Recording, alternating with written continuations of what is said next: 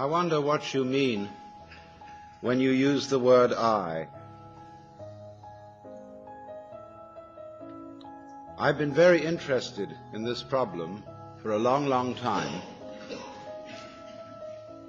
and I've come to the conclusion that what most civilized people mean by that word is a hallucination.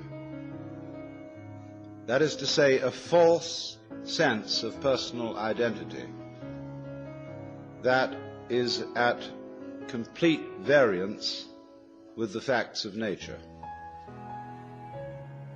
And as a result of having a false sense of identity, we act in a way that is inappropriate to our natural environment. And when that inappropriate way of action is magnified by a very powerful technology, we swiftly begin to see the results of a profound discord between man and nature. As is well known, we are now in the process of destroying our environment as a result of an attempt to conquer it and master it. And we have not realized, therefore, that our environment is not something other than ourselves. In assuming that it is, we have made a great mistake and are now paying the price for it. But most people would agree with the lines of the poet who said, "I, a stranger and afraid, in a world I never made." Because we have the strong sensation that our own being inside our skin is extremely different from the world outside our skin.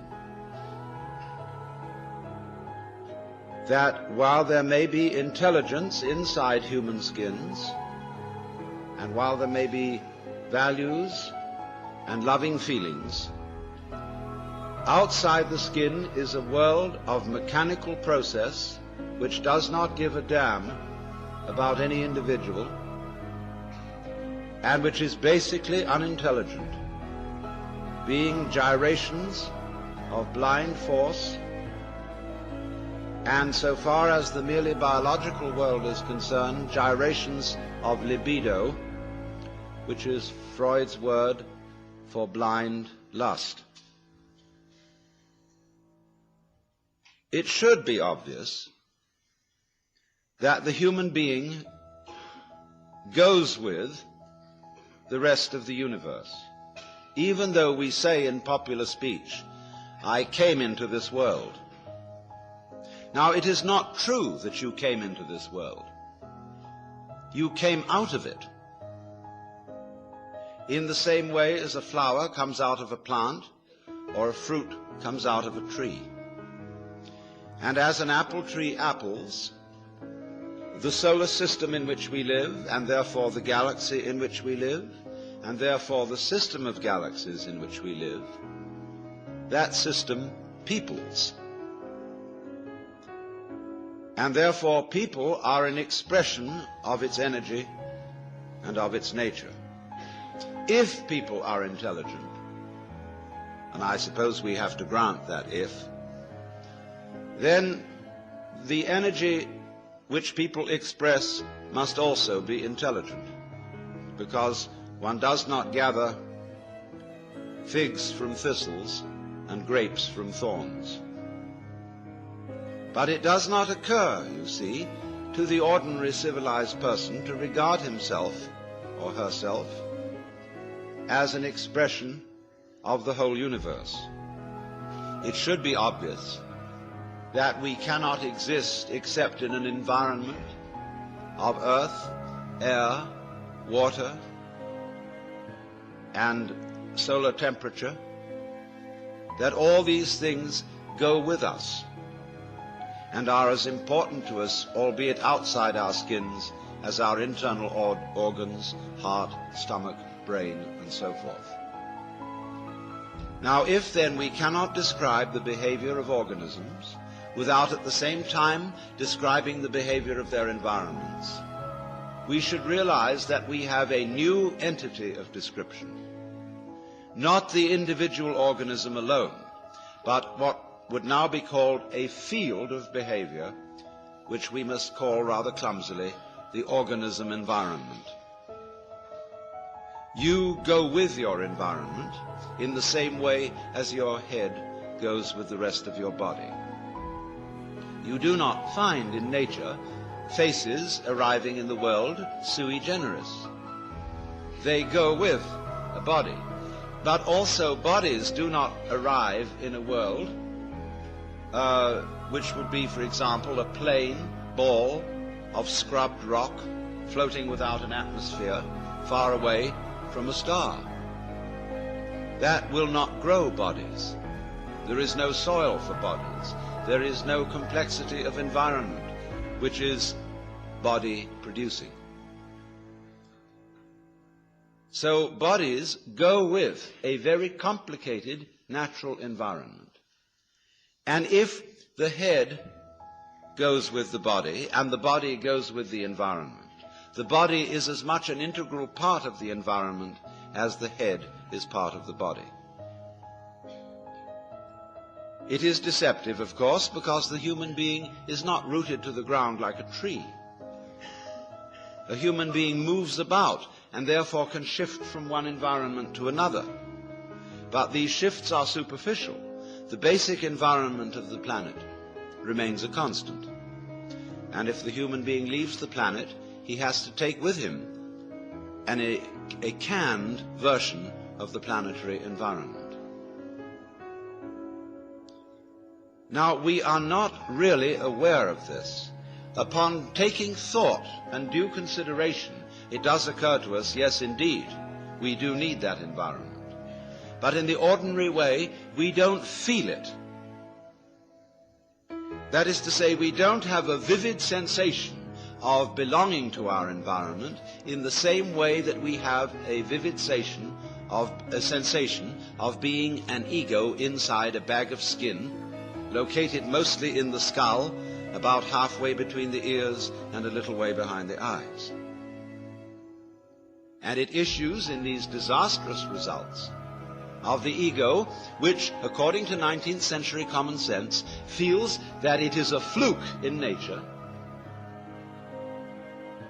and that if it does not fight nature, it will not be able to maintain its status as intelligent fluke. So the geneticists are now saying, and many others are now saying, that man must take the course of his evolution into his own hands.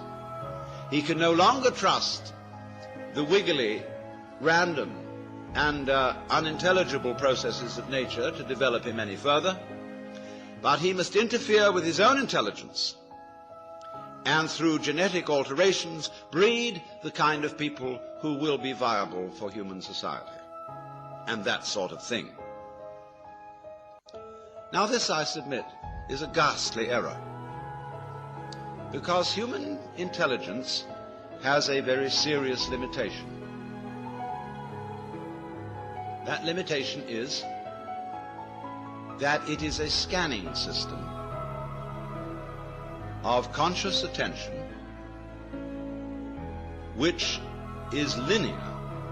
That is to say, it examines the world in lines, rather as you would pass the beam of a flashlight across a room, or a spotlight. That's why our education takes so long. It takes so long because we have to scan miles of lines of print. And we regard that, you see, as basic information. Now, the universe does not come at us in lines. It comes at us in a multidimensional continuum in which everything is happening all together everywhere at once. And it comes at us much too quickly to be translated into lines of print or of other information, however fast they may be scanned. And that is our limitation so far as the intellectual life and the scientific life is concerned. The computer will greatly speed up linear scanning, but it's still linear scanning. And so long as we are stuck with that form of wisdom, we cannot deal with more than a few variables at once. Now, what do I mean by that? What is a variable? A variable is any one linear process. Let's take music. When you play a Bach fugue, and there are 4 parts to it, you have 4 variables. You have 4 moving lines, and you can take care of that with 2 hands. An organist using 2 feet can put in 2 more variables and have 6 going. And you may realize, if you've ever tried to play the organ, that it's quite difficult to make 6 independent motions go at once. The average person cannot do that without training. The average person cannot deal with more than 3 variables at once without using a pencil. Now, when we study physics, we are dealing with processes in which there are millions of variables. This, however, we handle by statistics, in the same way as insurance companies use actuarial tables to predict when most people will die. If the average age of death is 65, however, this prediction does not apply to any given individual. Any given individual will live to plus or minus 65 years. And the range of difference may be very wide indeed, of course. But this is all right. The 65 guess is all right when you're doing large-scale gambling. And that's the way the physicist works in predicting the behavior of nuclear wavicles. But the practical problems of human life deal with variables in the hundreds of thousands. Here statistical methods are very poor, and thinking it out by linear consideration is impossible. With that equipment, then, we are proposing to interfere with our genes. And with that equipment also, be it said, we are trying to solve our political, economic, and social problems. And naturally, everybody has the sense of total frustration. And the individual feels, well, what on earth can I do? We do not seem to know a way of calling upon our brains, because our brains can handle an enormous number of variables that are not accessible to the process of conscious attention. Your brain is now handling, or your total nervous system, to be more accurate, your blood chemistry, the secretions from your glands, the behavior of millions of cells. It is doing all that without thinking about it. That is to say, without translating the processes it is handling into consciously reviewed words, symbols, or numbers.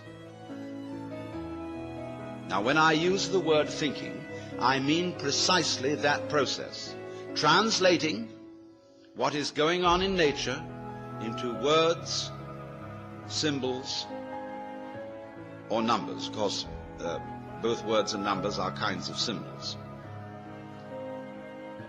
Symbols bear the same relation to the real world that money bears to wealth. You cannot quench anybody's thirst with the word water, just as you cannot eat a dollar bill and derive nutrition from it. But using symbols and using conscious intelligence, scanning, has proved very useful to us. It has given us such technology as we have. But at the same time, it has proved too much of a good thing. At the same time, We've become so fascinated with it that we confuse the world as it is with the world as it is thought about, talked about, and figured about. That is to say, with the world as it is described. And the difference between these two is vast. And when we are not aware of ourselves, except in a symbolic way, we are not related to ourselves at all. We are like people eating menus instead of dinners. And that's why we all feel psychologically frustrated. So then we get back to the question of what do we mean by I? Well, first of all, obviously, we mean our symbol of ourselves. Now, ourselves, in this case, is the whole psychophysical organism, conscious and unconscious, plus its environment. That's your real self. Your real self, in other words, is the universe as centered on your organism. That's you. You say, let me just clarify that a little for one reason. What you do is also a doing of your environment. Your behavior is its behavior as much as its behavior is your behavior. It's mutual. We could say it is transactional. You are not a puppet which your environment pushes around, nor is the environment a puppet which you push around. They go together. They act together.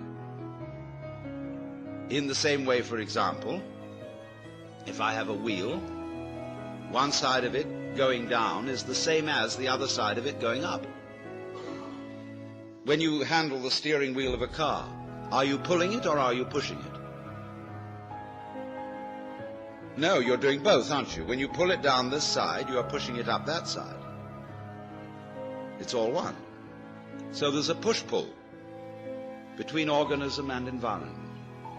We are only rarely aware of this as when in curious alterations of consciousness, which we call mystical experience, cosmic consciousness, an individual gets the feeling that everything that is happening is his own doing, or the opposite of that feeling, that he isn't doing anything, but that all his doings, his decisions and so forth, are happenings of nature.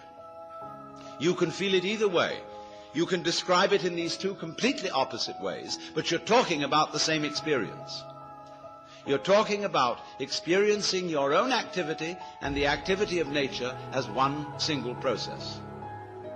And you can describe it as if you were omnipotent, like God, or as if it were completely deterministic and you hardly existed at all. But remember, both points of view are right. We'll see where that gets us. But we don't feel that, do we, ordinarily? What we feel instead is an identification of ourselves with our idea of ourselves. Or I would rather say, with our image of ourselves. And that's the person, or the ego. You play a role. You identify with that role. I play a role. It's called Alan Watts. And I know very well that that's a big act. I can play some other roles besides Alan Watts, if necessary. But I find this one is better for making a living.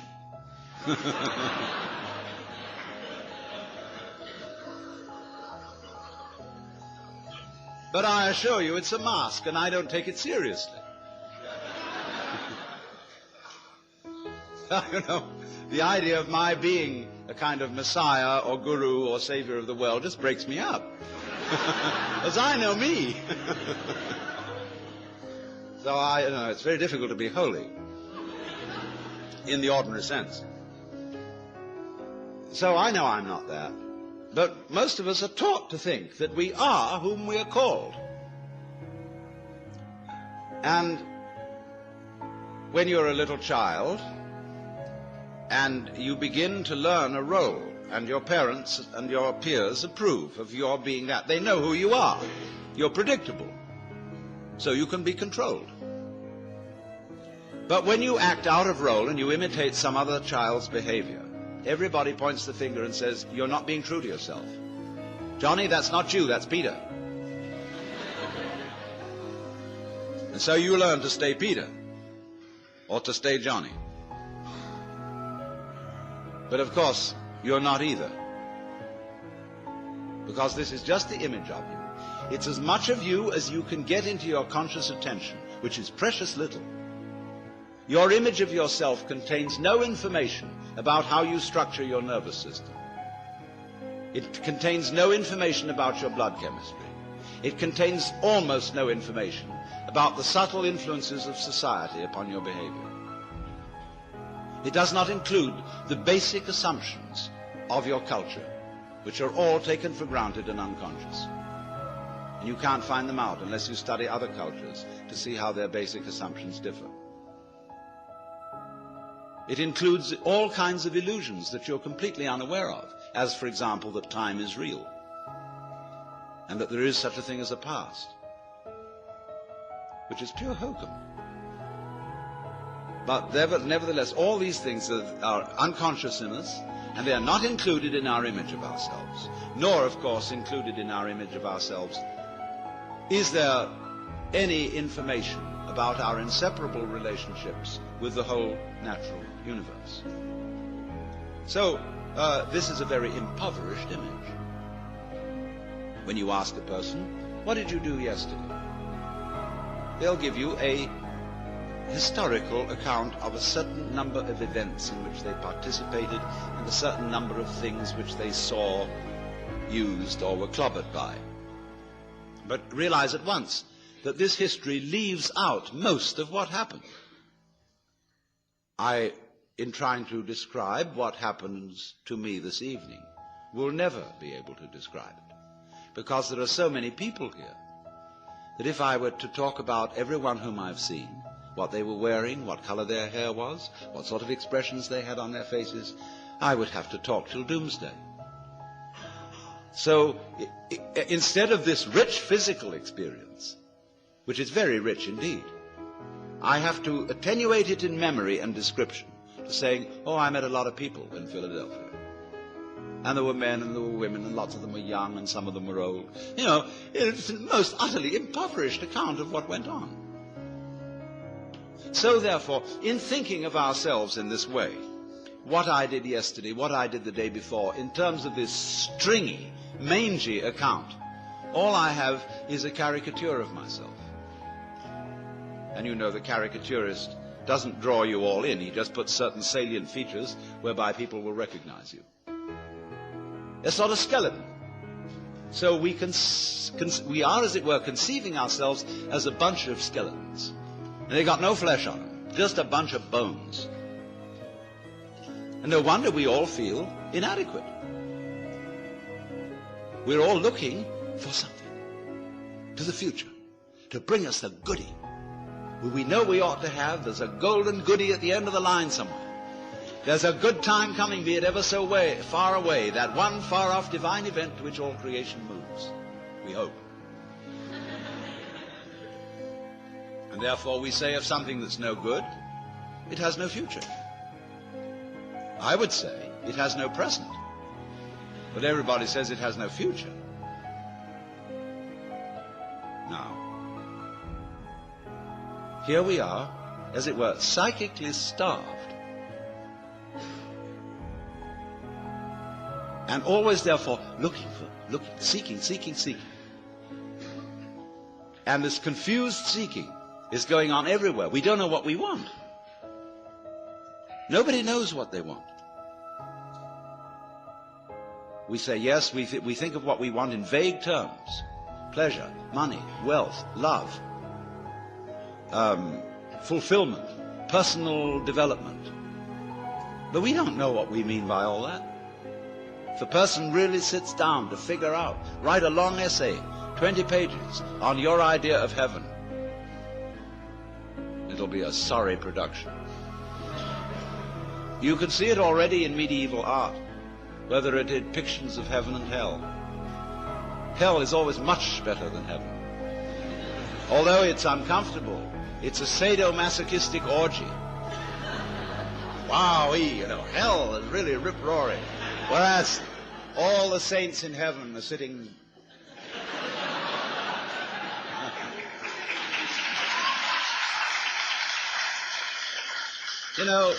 very, very smug and demure, like they were in church.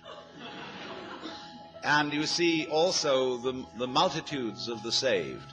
Instead of this writhing, wormy thing, you can see all their heads, which the artist has drawn to abbreviate them, just the tops of their heads in masses. They look like cobblestone street. Flattened out. So, what has happened then is this. That our I is an illusion. It's an image. And it is no more ourself than an idol is the Godhead. But we say, it can't be so because I feel I really exist. It isn't just an idea in my head, it's a feeling. I feel me. Well, what is it that you feel when you feel I? Well, what is it that you feel when you feel I? I'll tell you. What do you do when somebody says, pay attention? What is the difference between looking at something and taking a hard look at it? Or between hearing something and listening intently? What's the difference? What's the difference between waiting while something goes on and enduring it? Why? The difference is this, that when you pay attention, instead of just looking, you screw up your face, you frown and stare. That is a muscular activity around here. When you will, you grit your teeth or clench your fists. When you endure or control yourself, you pull yourself together physically, and therefore you get uptight. You hold your breath. You do all kinds of muscular things to control the functioning of your nervous system. And none of them have the slightest effect on the proper operation of the nervous system. If you stare at things, you will rather fuzz the image than see them clearly. If you listen intently by concentrating on muscles round the ears, you will be so much attending to muscles here that you won't hear things properly. And you may get singing in the ears. If you tighten up with your body to pull yourself together, all you do is constrict yourself. I remember in school, I sat next to a boy who had great difficulty in learning to read. And what they always say to children is, try. If you can't do something, you must try. So the boy tries. And what has he done? When he's trying to get out words, he grunts and groans as if he were lifting weights. And the teacher's impressed. The boy is really trying. Gives him B for effort. All he's doing...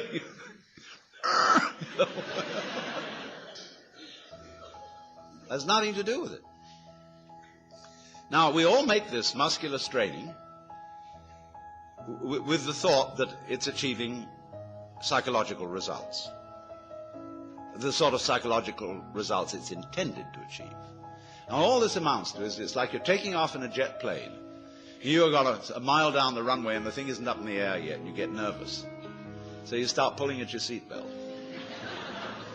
That's what it is. Now, that is a chronic feeling. We have it in us all the time, and it corresponds to the word I. That's what you feel when you say I. You feel that chronic tension. Because when an organ is working properly, you don't feel it. If you see your eye, you've got cataract. If you hear your ears, you've got singing in your ears, getting in the way of hearing. When you are fully functioning, you are unaware of the organ. When you're thinking clearly, your brain isn't getting in your way. Actually, of course, you are seeing your eyes in the sense that everything you see out in front of you is a condition in the optic nerves at the back of the skull. That's where you're aware of all this. but you're not aware of the eye as the eye. I'm talking about the optical eye. So when we are aware of the ego eye, we are aware of this chronic tension inside ourselves. And that's not us. It's a futile tension. So when we get the illusion, the image of ourselves, married to a futile tension, you've got an illusion married to a futility. And then you wonder why I can't do anything. Why I feel in the face of all the problems of the world impotent. And why I somehow cannot manage to transform I. Now here we get to the real problem. Because we're always telling each other that we should be different. Now, I'm not going to tell you that tonight. Why not? Because I know you can't be. Nor can I. That may sound depressing, but I'll show you it isn't. It's very heartening. But everybody, you see, who is at all sensitive and awake to their own problems and human problems is trying to change himself. We know we can't change the world unless we change ourselves. If we are all individually selfish, we're going to be collectively selfish. If we don't really love people and only pretend to, somehow we've got to find a way to love. After all, it's said in the Bible, thou shalt love the Lord thy God and your neighbor as yourself. You must love. Yeah, we all agree. Sure. But we don't. In fact, one psychologist very smartly asked a patient, with whom are you in love against?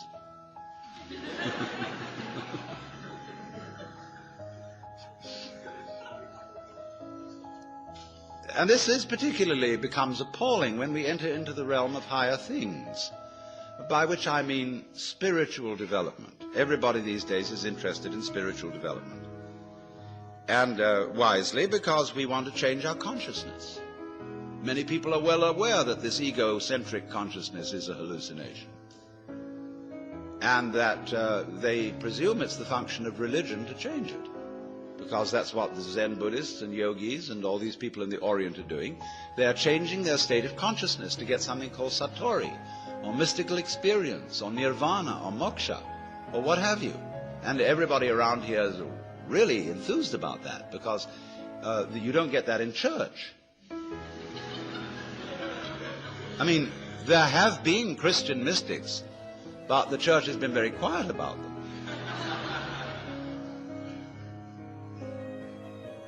In the average church, all you get is talk. There's no meditation, no spiritual discipline. They tell God what to do interminably, as if he didn't know. And then they tell the people what to do, as if they could or even wanted to. And then they sing religious nursery rhymes.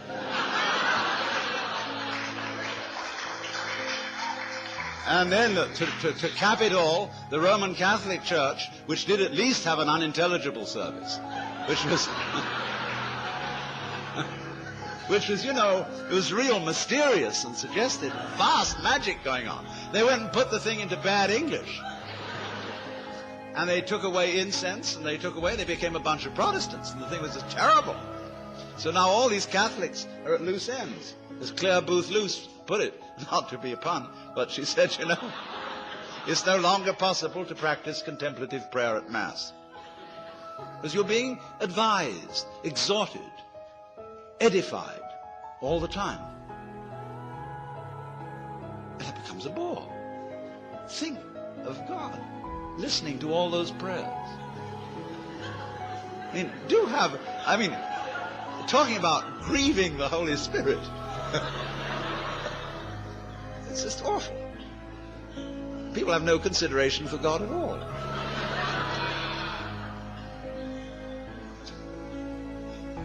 So, but in pursuing these spiritual disciplines, yoga and Zen and so forth, and also psychotherapy, there comes up a big difficulty.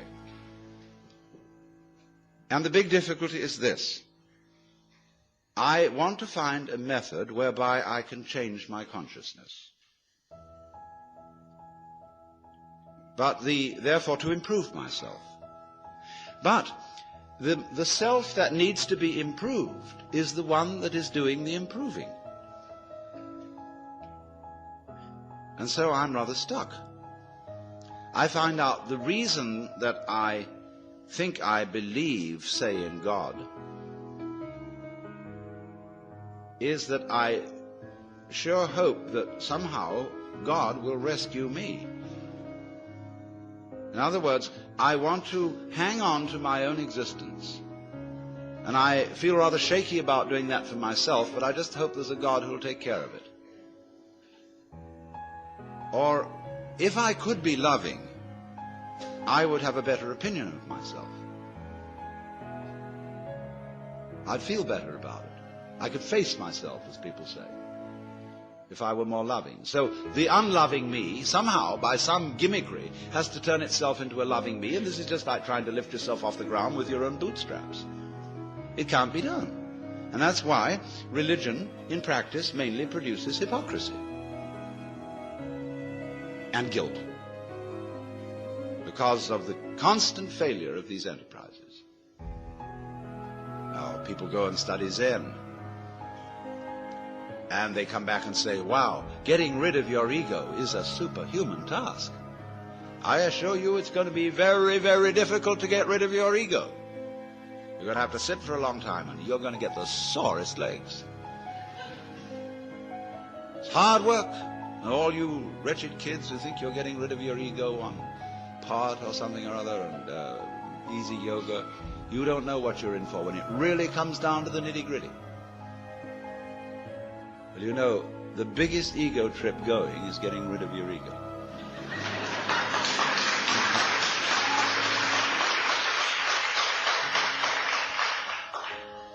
And the joke of it all is your ego doesn't exist. There's nothing to get rid of. It's an illusion, as I tried to explain. But you still want to ask how to stop the illusion. Now, who's asking? I mean, do you think, in the ordinary sense in which you use the word I, how can I stop identifying myself with the wrong me? Well, the answer is simply you can't. Now, the Christians put this in their way when they say that mystical experience is a gift of divine grace. Man, as such, cannot achieve this experience. It is a gift of God, and if God doesn't give it to you, there's no way of getting it. Now, that is solidly true. You can't do anything about it because you don't exist. Well, you say, that's pretty depressing news. But the whole point is, it isn't depressing news. It is the joyous news. There's a Zen poem which puts it like this, talking about it. It means the mystical experience, Satori, the realization that you are the eternal energy of the universe, like Jesus did. It says like this: you cannot catch hold of it, nor can you get rid of it. In not being able to get it, you get it. When you speak, it's silent. When you are silent, it speaks. Now, in not being able to get it, you get it. Because this whole feeling, what Krishnamurti is trying to explain to people, for example, when he says, why do you ask for a method? There is no method. All methods are simply gimmicks for strengthening your ego. So how do we not do that? He says, you're still asking for a method. There is no method. If you really understand what your I is, you will see there is no method. This is so sad. But it's not. This is the gospel, the good news. Because if you cannot achieve it, if you cannot transform yourself, that means that the main obstacle to mystical vision has collapsed. That was you. What happens? You can't do anything about it. You're at your wit's end. What are you going to do? Commit suicide? But supposing you just put that off for a little while. Wait and see what happens. You can't control your thoughts. You can't control your feelings, because there is no controller. You are your thoughts and your feelings. And they're running along, running along, running along. Just sit and watch them. There they go. You're still breathing, aren't you? Still growing your hair? Still seeing and hearing? Are you doing that? I mean, is breathing something that you do? Do you see? I mean, do you organize the operations of your eyes? Know exactly how to work those rods and cones in the retina? Do you do that? It's a happening. It happens. So you can feel all this happening.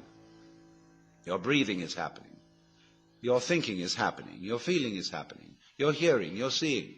The clouds are happening across the sky. The sky is happening blue. The sun is happening shining. There it is.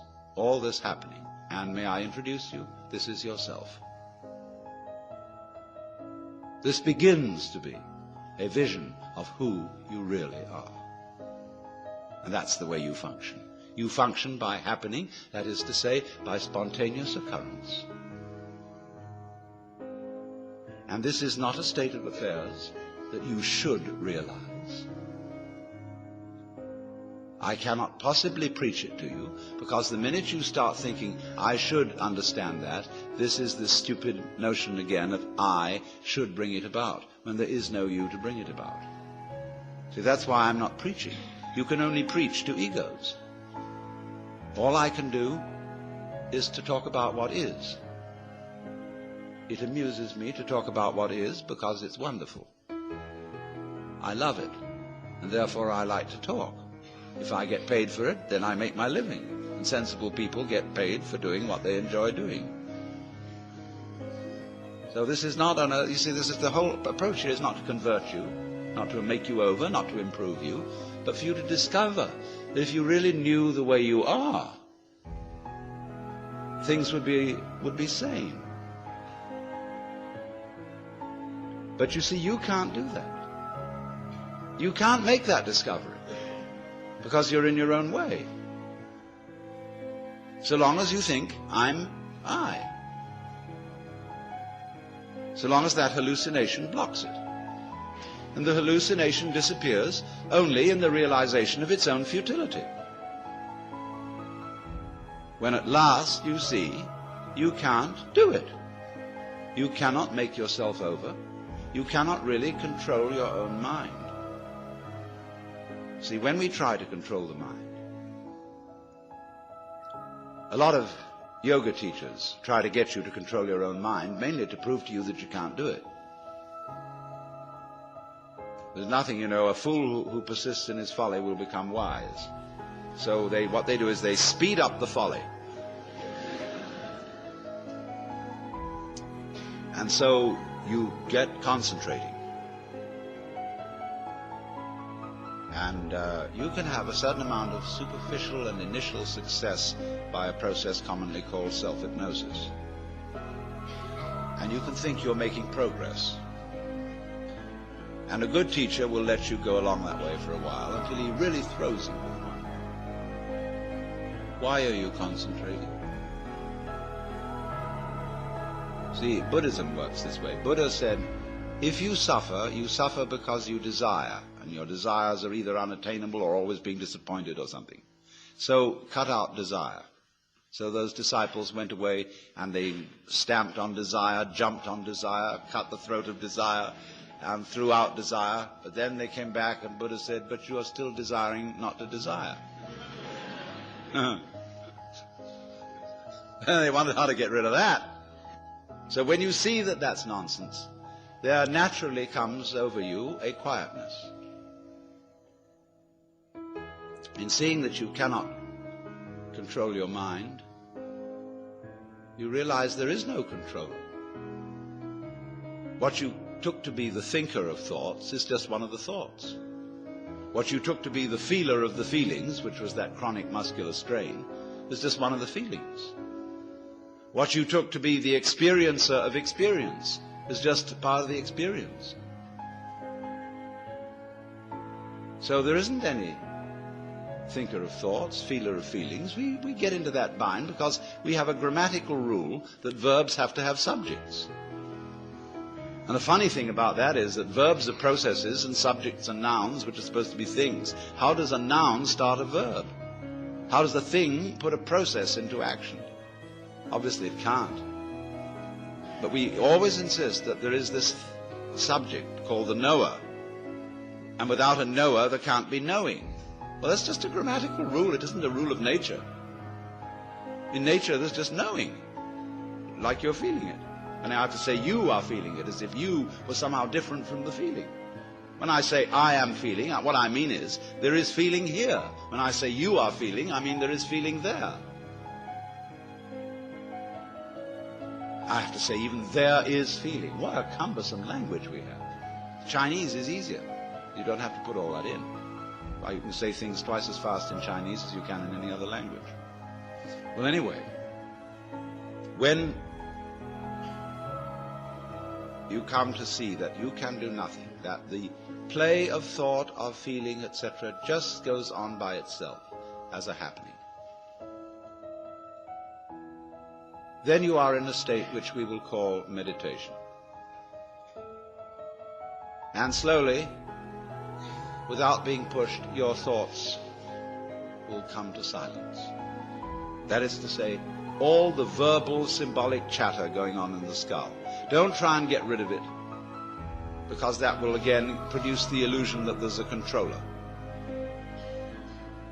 Just, it goes on, it goes on, it goes on, and finally it gets tired of itself and bored and stops.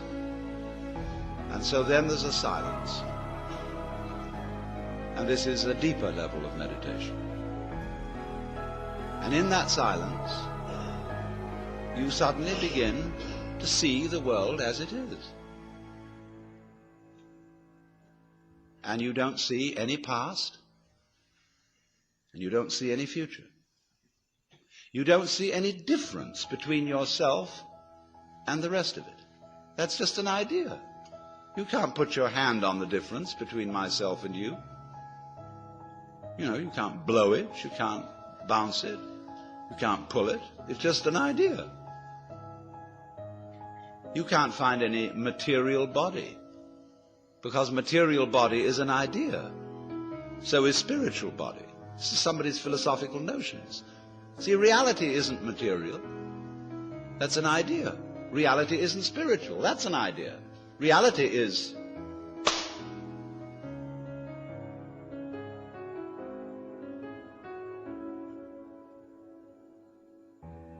so we find, if I've got to put it back into words, that we live in an eternal now. You've got all the time in the world, because you've got all the time there is, which is now. And you are this universe. And you feel this strange feeling when ideas don't define the differences. You feel that other people's doings are your doings. And that makes it very difficult to blame other people. If you're not sophisticated theologically, you may, of course, run screaming in the streets and say that you're God. In a way, that's what happened to Jesus, because he wasn't sophisticated theologically. He only had Old Testament biblical theology behind him. If he'd had Hindu theology, he could have put it more subtly. But it was only that rather primitive theology of the Old Testament. And that was a conception of God as a monarchical boss. Thanks. And you can't go around and say, I'm the boss's son.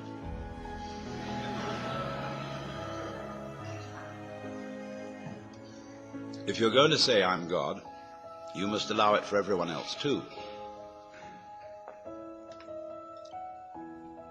But this was a heretical idea from the point of view of Hebrew theology.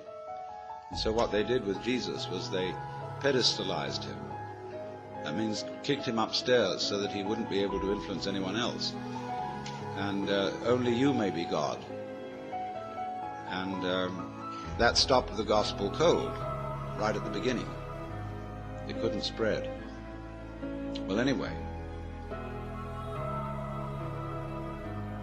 this is therefore to say that the transformation of human consciousness through meditation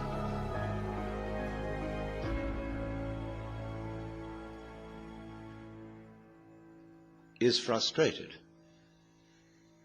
so long as we think of it in terms of something that I myself can bring about by some kind of wangle, by some sort of gimmick. Because you see, that leads to endless games of spiritual one-upmanship and of guru competitions, of my guru is more effective than your guru, my yogas are faster than your yoga, I'm more aware of myself than you are, I'm humbler than you are, I'm sorrier for my sins than you are, I love you more than you love me. This entire